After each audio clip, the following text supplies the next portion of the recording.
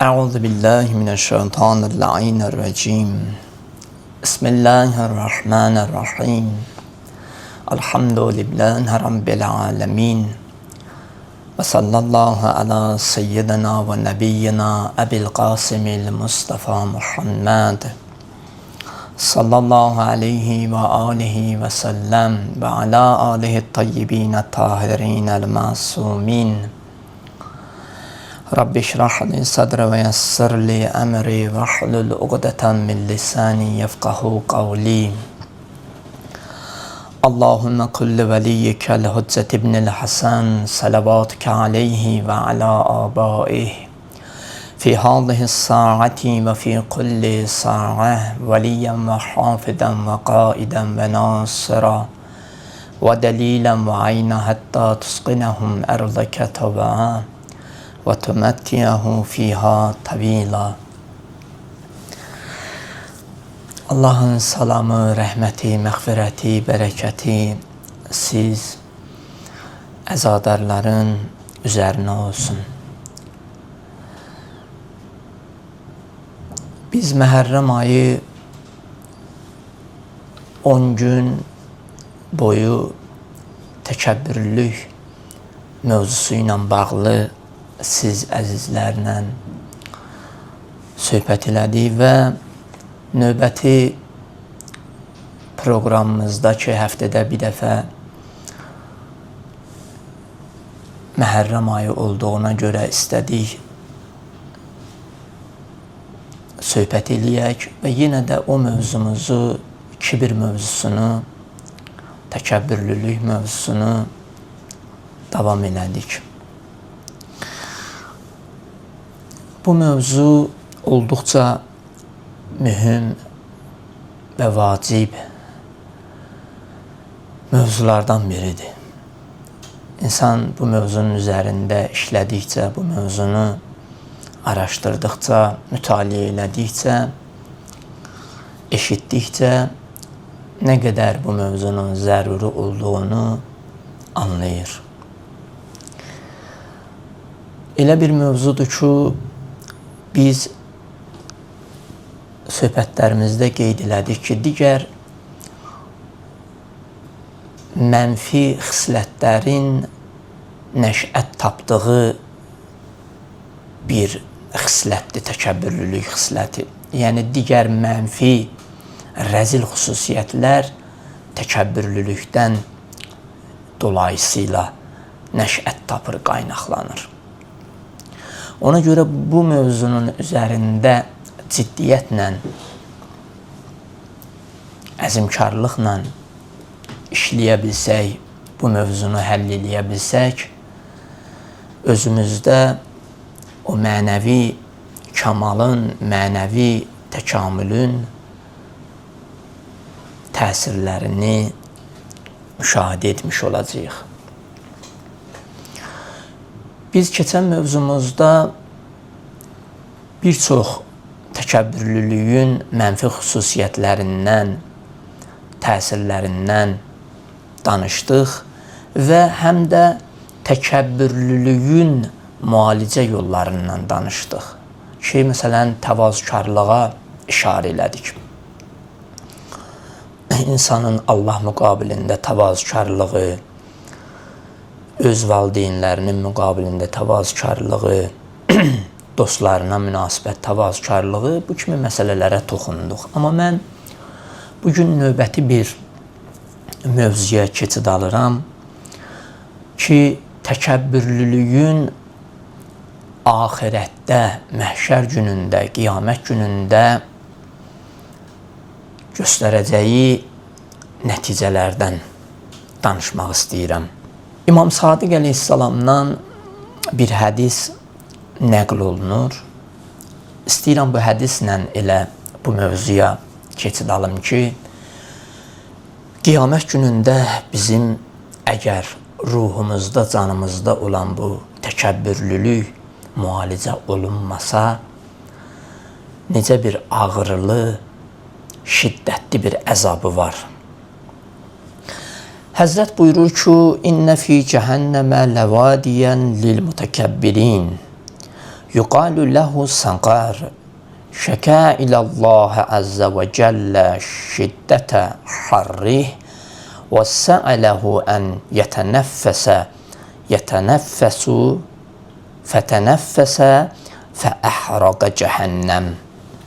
Həzrət buyurur ki, həqiqətən cəhənnəmdə təkəbbürlülər üçün Səqər adlı bir vadi vardır. Bir vadi, bir yer, bir məkan vardır. Səqər adlı. O vadi özünün dözülməz hərarətindən uca Allaha şikayət edər. O həmən vadi, o Səqər adlanan yer özünün dözülməz hərarətindən, istiliyindən, ateşindən mütəal Allaha şikayət edər. Və nəfəs almaq üçün Allahdan icazə istəyər.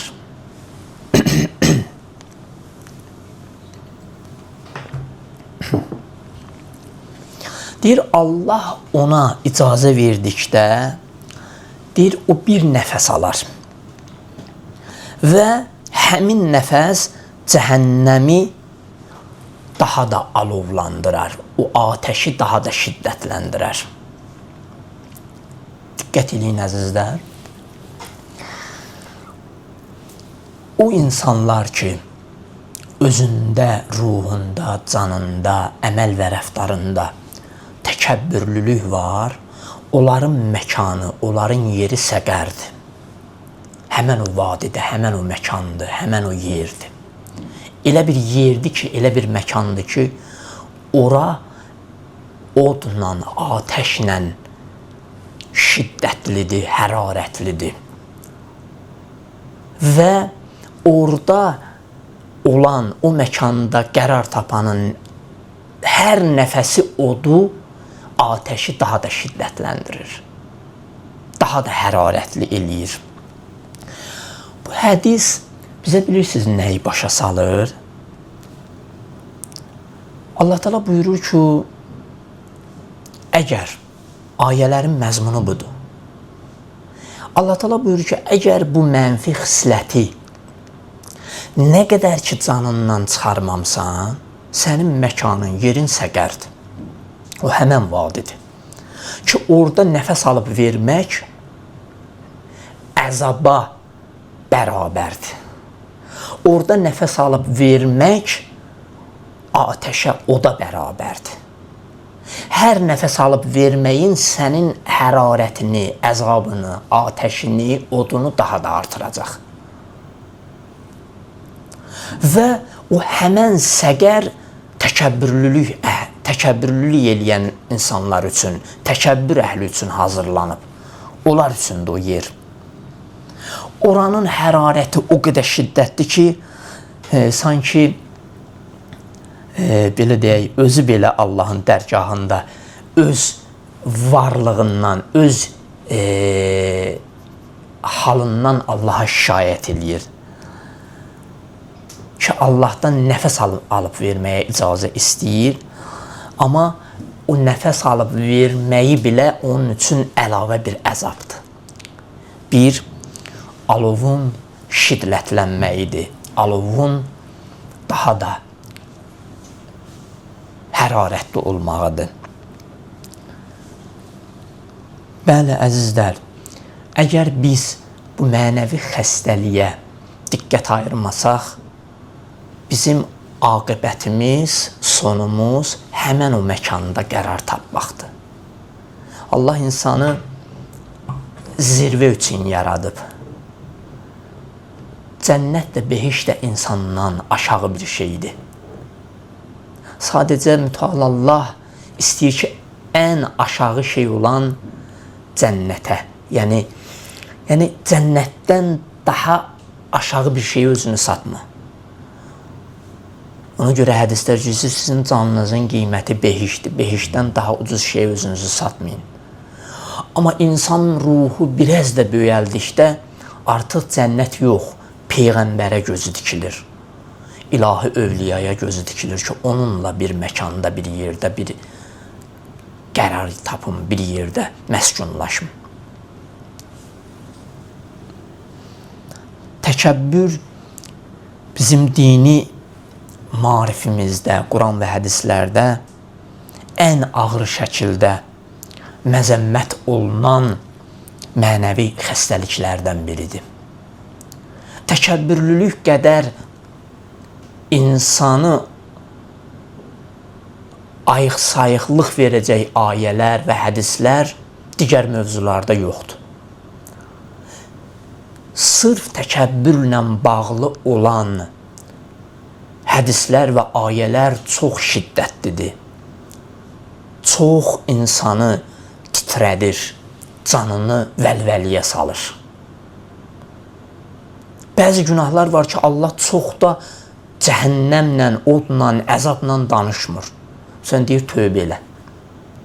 Amma təkəbbürlüyə gələndə Allah Taala əzabının daha şiddətli olmağını qabardır ki, sənin diqqət mərkəzində bu mövzu olsun. Çünki bu mövzunu kibri canından çıxara bilməsən, aqibət çox pisdir, son çox pisdir. Və təkəbbürlü insanlar üçün Allahın axirətdə vəd verdiyi əzablar daha şiddətlidir. Bəzi günahlar var ki, Allah Teala deyir ki, müəyyən qədər insan o əzabı dadacaq. Amma təkəbbürlüyə gələndə Allah Teala deyir ki, bəzilərinin kibri bağışlanılmayan həddə olacaq. Ki, onlar o cəhənnəm odundan xilas ola bilməyəcəklər.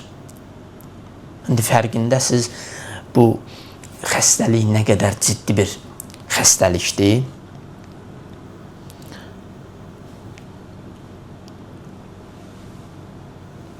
Ona görə hər bir günahın müqabilində müəyyən əzab, müəyyən cəza tətbiq olunubdur. Amma hər bir günahın müqabilində olan o əzab göstərir ki, o günah nə qədər çirkindir, nə qədər ağır bir günahdır. Nə qədər insanın sonunu bədbəxtlər zümrəsinə qatır. Baxın, mən bir rəvayət istəyirəm oxuyam.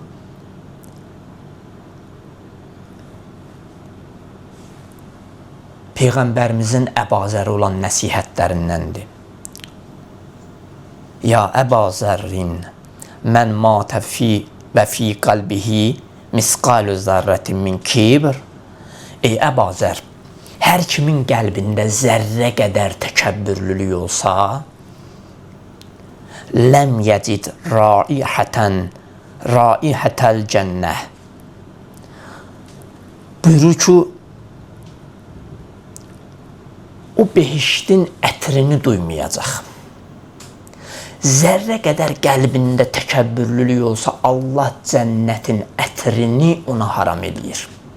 O cənnətin ətrini hiss eləməyəcək. İlla, məgər ki, dənə çıxış yolu var. Çıxış yolu var bu dünyada. İllə ən yətubə qablə zəlik. Tövbə etsin, Allaha qayıtsın, Allahın huzurunda bağışlanma diləsin. Tək dildə yox ha. Tövbə o zaman insanda nəticə hasil eləyir ki, qəlbində olan o mənfi xisləti atasan kənara.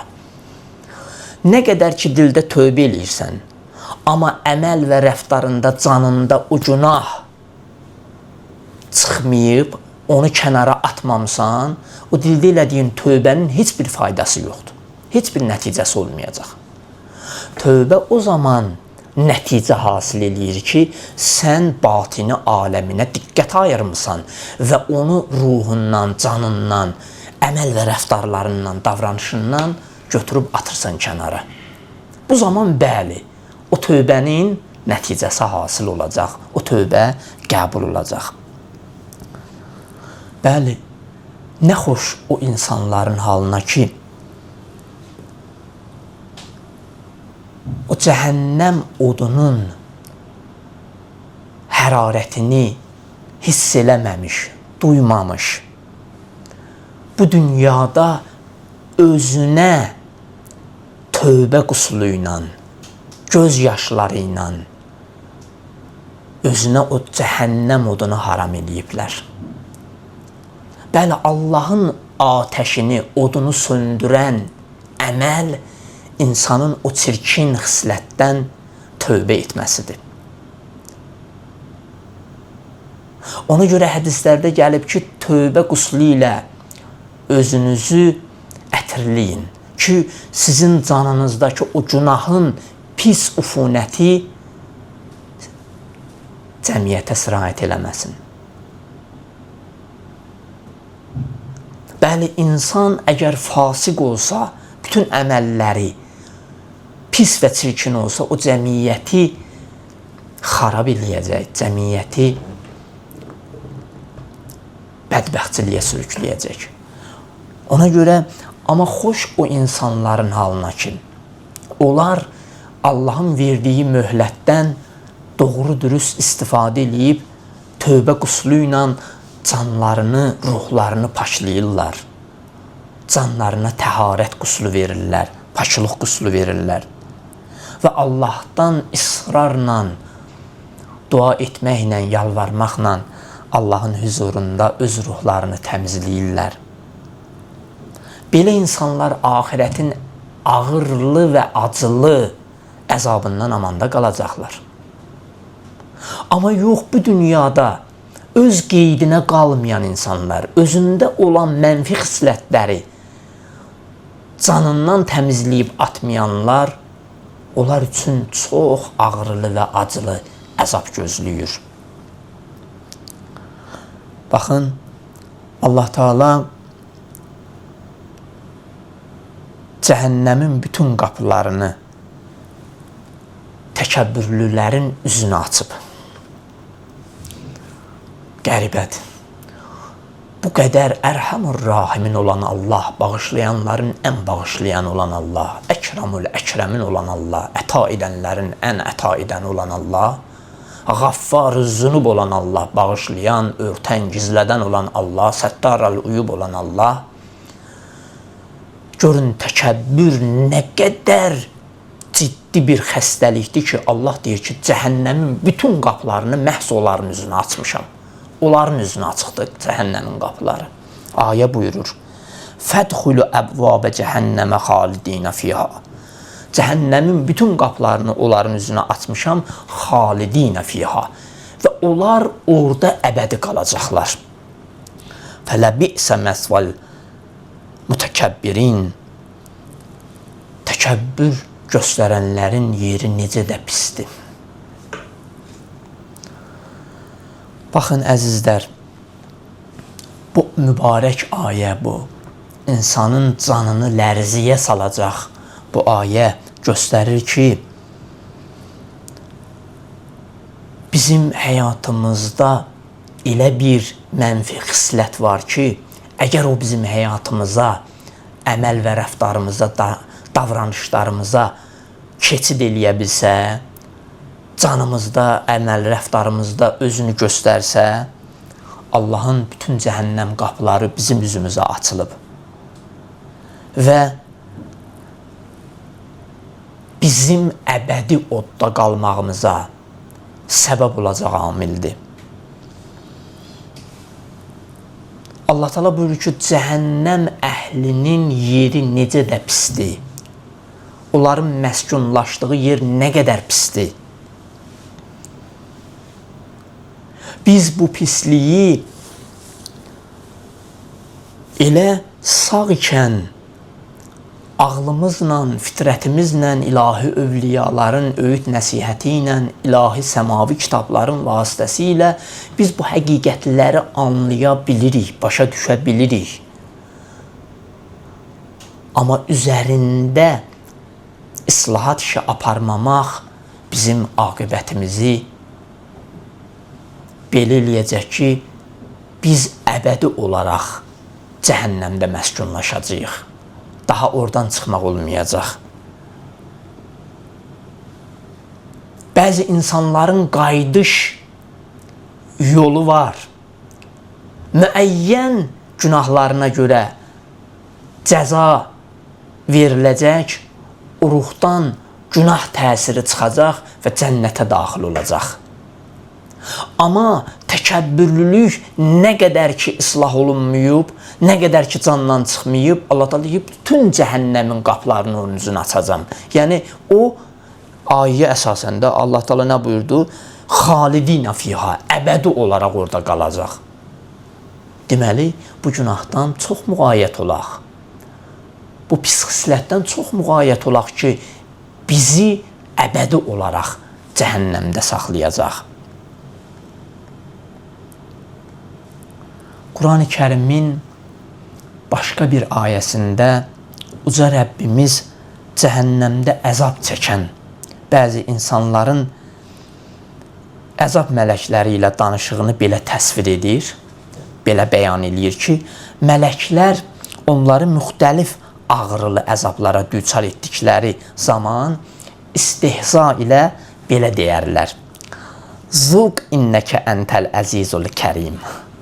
Çox qəribə ayədir. Siz Allah, diqqət edin buna. Allah Teala buyurur ki, mələklər ona deyəcək, dad bu əzabı. Dad bu əzabı. Canınla, ruhunla bu əzabı dad. Axı sən özünü qüdrətli və hörmətli hesab edirdin. Sən özünü təkəbbürlülük libasına bürüyərək o qədər əzəmətli, o qədər toxunulmaz, o qədər, belə deyim, hörmətli, izzətli bilirdin ki, hətta Allahdan da yuxarı özünü hiss edirdin. O qədər özünü bir toxunulmazlıq eləmişdin ki, digərlərini rahat əzə bilirdin, incidə bilirdin, təhqir eləyə bilirdin, haqqını qəsb eləyə bilirdin, çox rahat idin. İndi mütəal Allah özü buyurur ki, mələklər deyər, zuq, dad indi bu əzabı. Bu odu dadmalısan. Çünki sənə rahatlıqla mən bu dünyada Allahdan ləzzət dadmağı bəxş eləmişdim. İlahi övliyanın varlığından ləzzət dadmağı bəxş eləmişdim. Yaşayışından ləzzət almağı bəxş eləmişdim. Amma sən qədir qiymətini bilmədin. Sənin kibirin, təkəbbürlüyün o qədər həddi aşdı ki, indi Allah bu qədər ərhamur rahimin olan Allah qiyamət günündə deyəcək ki, indi dad bu əzabı, bu odu, bu cəhənnəmi, bu əzabı, əzab əziyyəti dad. İnnəkə əntəl əzizül kərim. Çünki sən nə edirdin? Axı sən özünü qüdrətli və hörmətli hesab edirdin. Sən elə bilirdin, elə qüdrətli sənsən, hörmətli sənsən. İndi başa düşdünmü ki, bütün qüdrətin fövqündə dayanan Allah idi, bütün hörmətin fövqündə dayanan Allah idi, bütün izzətin fövqündə dayanan Allah idi, bütün hörmət, izzət, hamısı Allahdan insana bəxş olunan bir ilahi rəhmətdir.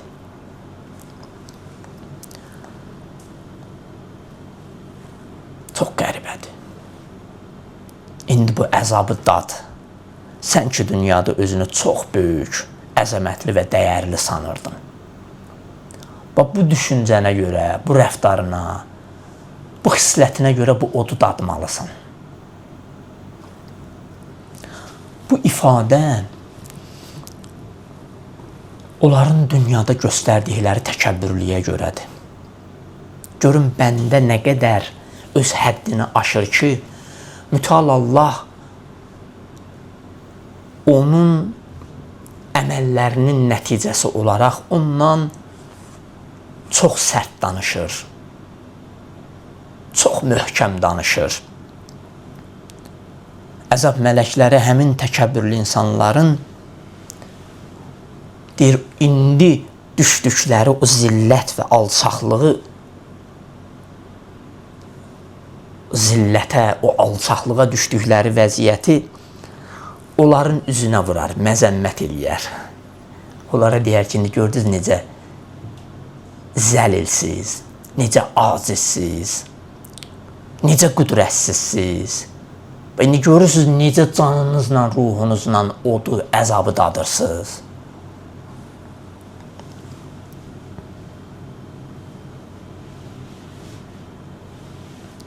Çox qəribədir. Və bu qədər insanların günahının yanında Nə üçün sırf olaraq o mələklər, o əzab mələkləri insanın təkəbbür xislətini qabardır? Başqa günahın deyərdi də, yalanın deyərdi, həsədin deyərdi. Niyə məhz mələikələr deyir ki, sən çox özünü qüdrətli hesab edirdin? Yəni təkəbbürlülük edirdin. Niyə mələklər bu qədər saysız, hesabsız günahların müqabilində bir dənə təkəbbürlülüyü gətirir ortaya? Bu da göstərir ki, bu təkəbbürlüyün Allah dərgahında nə qədər ağır və əzablı cəzaya şamil olmasını göstərir. Yəni, digər günahlara insanı sürükləyən bir günah olduğunu göstərir.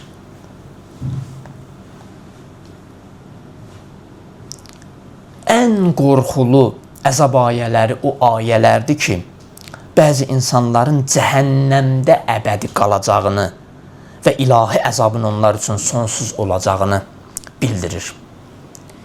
Yəni, ən qorxulu əzab ayəsi o ayədir ki, xalidinə fiha, siz orada əbədi qalacaqsınız. Bu günahların üzərində dayanaq. O həmən günahlardan biri də təkəbbürlülükdür ki, bunun üzərində dayanmalıyıq. Çox ciddi olmalıyıq.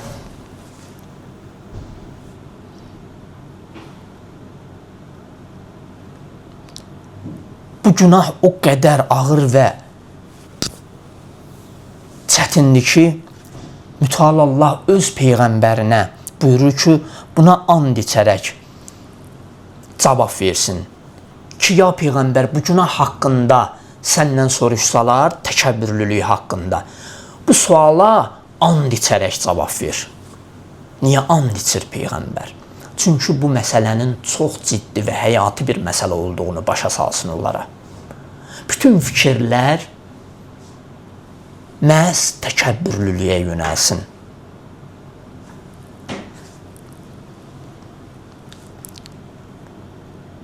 Baxın, Quran-ı Kərimdə Yunus surəsi 53-cü ayədə Mütəal Allah buyurur ki, və yəstənbi'unəkə əhaqqunhu qul və Rabbi innəhu ləhəqqun və mə əntum bimu'cizin. Ya Peyğəmbər, səndən soruşsalar, bu əzab doğrudanmı həqiqətdir ki, biz orada əbədi qalacağıq? Bu əzab haqqında səndən soruşsalar, de. Bəli, Rəbbimə and olsun ki, tam həqiqətdir və siz Allahı aciz qoya bilməyəcəksiniz. Ya Peyğəmbər, and iç. Onların bu sualının cavabı olaraq öz Rəbbinə and içərək cavab ver ki, bəli, Rəbbimə and olsun ki, tam həqiqətdir, doğrudur. Sizin o cəhənnəmdə əbədi qalacağınız. Və siz bu işdə Allaha aciz qoya bilməyəcəksiniz. Sizin fironluğunuz, sizin təkəbbürlüyünüz, sizin qüdrətiniz, sizin böyüklüyünüz bu dünyada idi. O da müəyyən çərçivədə.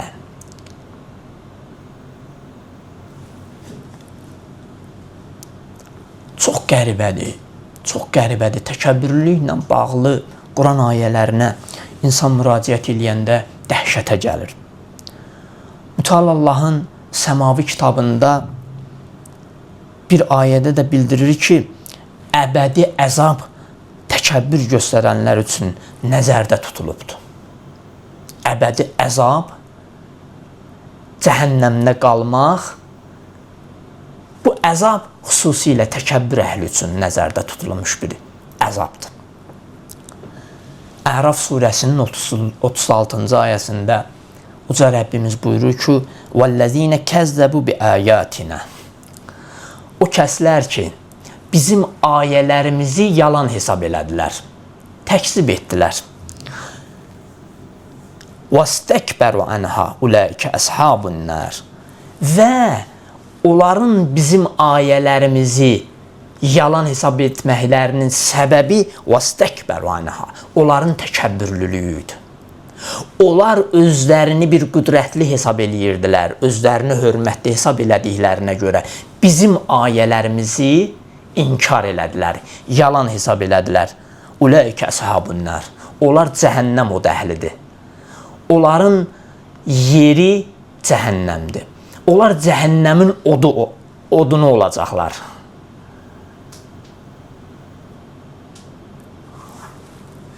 Hum fiyhə xalidun. Və orada əbədi qalacaqlar. Orada əbədi qalacaqlar. Görürsünüz əzizlər, bu ayələr nə qədər bizə bu məsələnin ciddiliyini başa salır. Çox müğayət olaq bu məsələlərdən. Allah eləməsin, nə badə ruhumuzda belə bir çirkin xislət ola, bizi əbədi olaraq cəhənnəmə vasil eləyər, bizi Allahdan uzağa salar. Mən bir hədis də oxuyum İmam Baqir əleyhissalamdan, keçid alım Məhərrəm ayıdır, zikri müsibətə. İmam Baqir əleyhissalam buyurur ki, and olsun Allaha. İmam and içir. Cemaatdan iki şey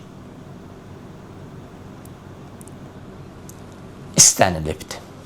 Yəni Allahın insanlardan istəyi iki şeydir. Bir, Allahın nemətlərini etiraf eləmək. Allahın nemətlərini etiraf eləyəsən. Çünki Allah özü də Quran-ı Kərimdə buyurur ki, əgər mənim nemətlərimi qədir qiymətin bilsəz və o nemətlərin şükrünü yerinə yetirsəz, sizə olan nemətlərimi artıracam. Yox, əgər mənim nemətlərimi unutsaz və onları etiraf eləməsəz, şükrünü yerinə yetirməsəz, sizdən alacam, sizdən azaldacam. Əlinizdən çıxacaq o nemətlər. Və ikinci buyurur ki, öz günahlarını iqrar eləmək. Öz günahlarını etiraf eləmək. Ta Allah sizin o günahlarınızı bağışlaya. Əzizlər, bəzən biz hər hansısa bir mövzunu danışanda o mövzudan kənarda özümüzü görürük. Elə bilirik ki, bizim ruhumuzda, canımızda, rəftarımızda, davranışımızda təkəbbürlülük yoxdur. Yox, əzizim, elə bu danışılan söhbətdə özünü gör. Özünə bax. Özünü qurdala. Onda görəcəksən ki, bəli, ruhunda kök atan o təkəbbürlülük artıq özünə diqqət ayırdıqca, özünü vərəqlədikcə üzə çıxır. Özündə olan o xəstəliyi etiraf eləməsən, səndə tövbə halı yaranmayacaq, səndə paklıq halı yaranmayacaq. Etiraf elə ki, günahların bağışlansın. Tövbənin şərti budur ki, özündə, Allahın müqabilində, özündə o günahları görəsən və Rəbbinin huzurunda etiraf eləyəsən. O günahlar üçün Allahdan bağışlanma diləyəsən. Deyin, ilahi, sən ki bu qədər təkəbbürlülüklə bağlı çox həssassan, çox qorxuducu ayələr Peyğəmbərinə göndərmişsən, ilahi, mən özümü o məcrada, o günahlarda görürəm. İlahi, mənim canımdan o təkəbbürlülük xəstəliyini çıxart, etiraf eləyirəm və tövbə eləyirəm, səndən bağışlanma diləyirəm. Mən burada mövzumuzu bitirirəm. Yəni, davamı olacaq Allahın izni ilə Məhərrəmliyin sonuna qədər.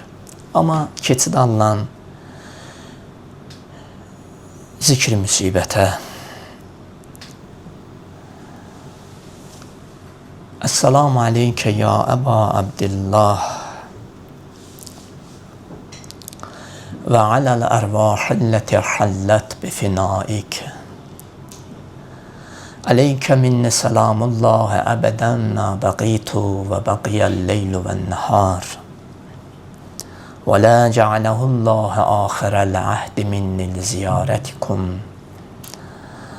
Esselamu alel Hüseyin ve ala Ali ibnil Hüseyin ve ala evladil Hüseyin ve ala ashabil Hüseyin.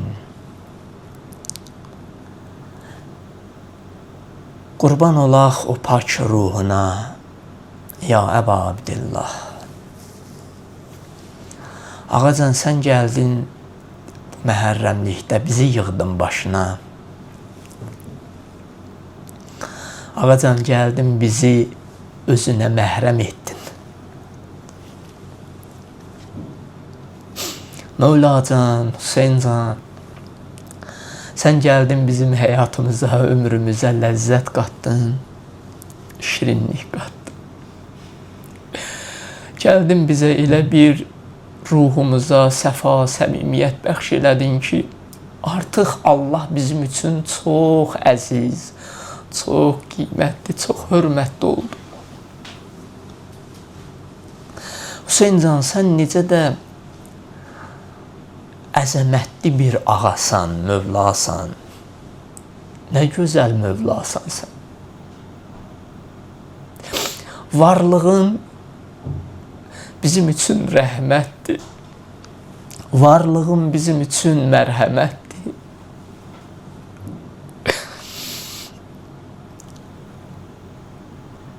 Ey Hüseyncan, sən necə də fəryad eləyirdin Kərbəlada tək tənha qalan halda. Həl min nasirin yansurni, yoxmu bir nəfər Hüseynə kömək eləsin? Ağacan, sən kömək istəyirdin Mövlacan. Ağacan, indi həmən o səsə, o çağırışa cavab verən sənin əzizlərin, sənin məhrəmlərin gəlib. Yəni ki, ağacan, mən də istəyirəm sənə qoşulam. Mən də istəyirəm paklanam, mən də istəyirəm tövbə edəm Mövlacan. Sənin o çağırışın, yəni demək istəyirdin ki, yoxmu bir nəfər mən Hüseyn onu cənnətə aparım. İlahi övliyalara qoşum. Onun ömrünü, həyatını Allahla tamamlayım. Ağacan, biz gəlmişik. Biz gəlmişik sənin çağırışına ləbbeyk deyək. Ləbbeykə ya Hüseyn, ləbbeykə ya Mevla. Məzlum canıva qurban olun Mövlacan. Ey mehriban imam, ey canı yanan imam, ey 6 aylıq balasını insanlığın saadəti üçün, qurtuluşu üçün qurban verən ağam. Mən istəyirəm bugün Nahiyə ziyarətnaməsindən oxuyum. İmam Zaman Aleyhisselam.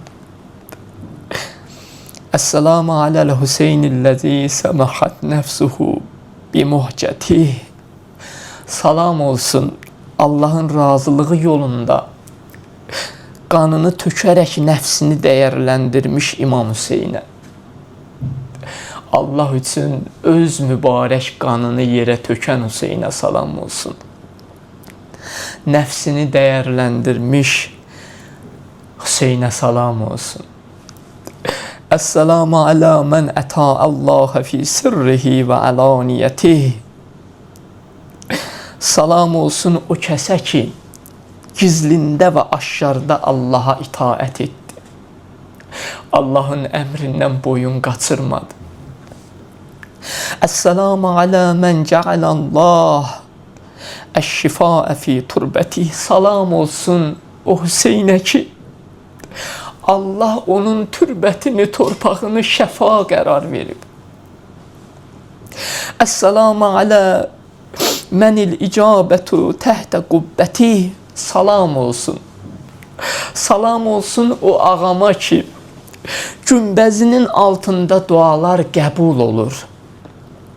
Esselamu alə mənil əimmətu min zürriyyəti. Salam olsun Hüseynə ki, məsum ilahi rəhbərlər, məsum imamlar Hüseynin nəslindən davam eləyir.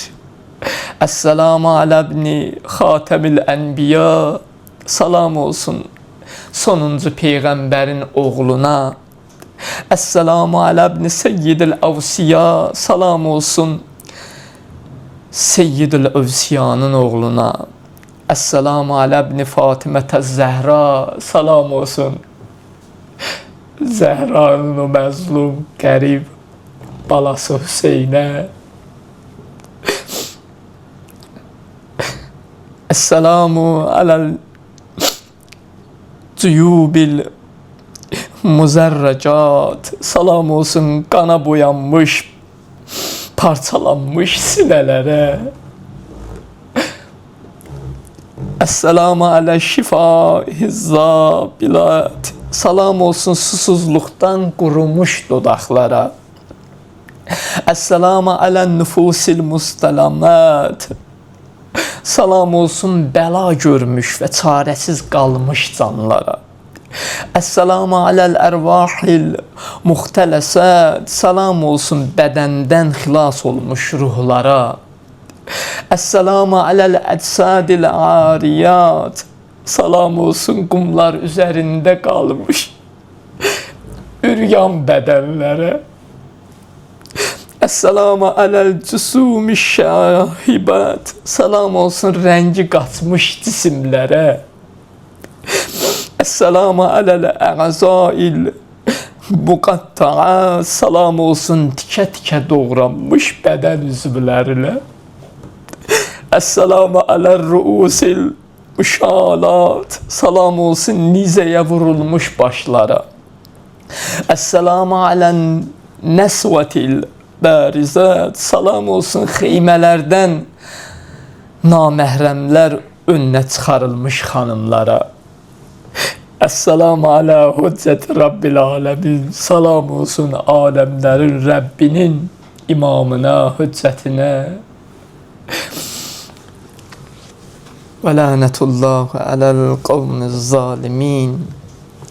Allahümme inna nəsəlükə və nəd'uk bismikəl əzimil əğəzəm və əcəllil əkrəm və bidəmil məzlum. Ya Allahu, ya Allahu, ya Allah, ya Allahu, ya Allahu, ya Allah, ya Allahu, ya Allahu, ya Allah. İlahi sənə and verirəm izzətinə, cəlalına. İlahi bizi dünya və axirət Əba Abdillahul Hüseynindən ayrı salma. Allah Hüseynin məhəbbətini bizdən alma ginən. Allah Hüseynin məhəbbətini günü-gündən bizim qəlbimizdə artır. Allah sənə and verirəm izzətinə, cəlalına. Dünya və axirət 14 məsumun ziyarətini və şəfaətini bizdən alma ginən. Allah bizi bağışlamamış tövbəsiz qəbir evinə aparma. Allah sənə and verirəm Əba Abdillahul Hüseynin hörmətinə bütün dünya müsəlmanlarını düşmənin, zalimin şərrindən amanda saxla. Allah müsəlmanları izzətli etkinən.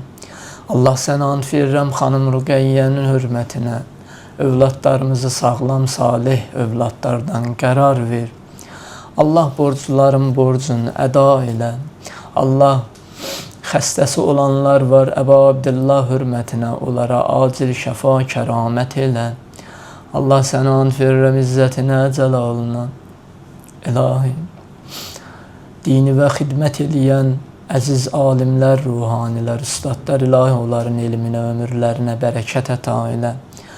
Allah sənə and verirəm izzətinə, cəlalına.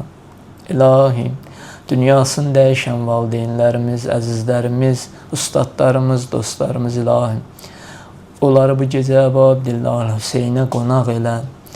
Allah, İmam-ı zamanı görməyi bizə nəsib elə. O həzrətin bizim boynumuzda olan haqlarını icra eləməkdə bizi müvəffəq elə. Allah sənə and verirəm xanım Zeynəbin həqqinə İmam-ı zamanın zuhurun təcil elə. بحق محمد وآله بحرمة سورة المباركة الفاتحة مع الصلوات.